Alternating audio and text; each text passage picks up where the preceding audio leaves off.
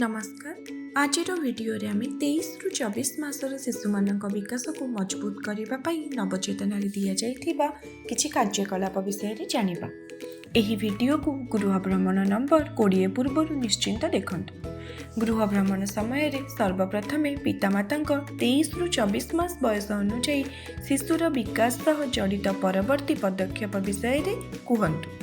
तापरे सेमानंकु वीडियो रे दिया जाइथिबा सहज खेल आधारित कार्यकलाप गुड़िक शिशु सहित करि देखांतु। देखाई सारिबा परे पितामाता एवं परिवारर अन्य सदस्य मानंकु एही खेल शिशु सहित प्रतिदिन खेलिबा पई उत्साहित करंतु।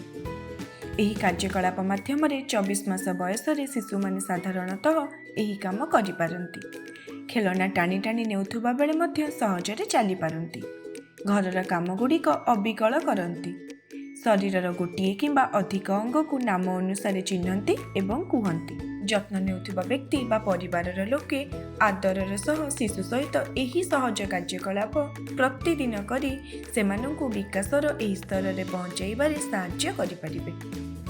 नवचेतना अनुसार शिशुर जीवनर 23तम मासरे करिबाकु थिबा कार्यकलाप गुड़िक हेला गोटे बही सह कहानी लिखिबा, खाइबा विषय रे कहिबा, पानी सहित खेलिबा, शब्द बा स्वर सहित मजा करिबा। शिशुर जीवनर 24तम मासरे करिबाकु थिबा कार्यकलाप गुड़िक हेला नाली कि नुहे रंग चिन्हिबा, खोला हातरे चैलेंज, कविता शुणिबा, चल बाहरे घुरिबा।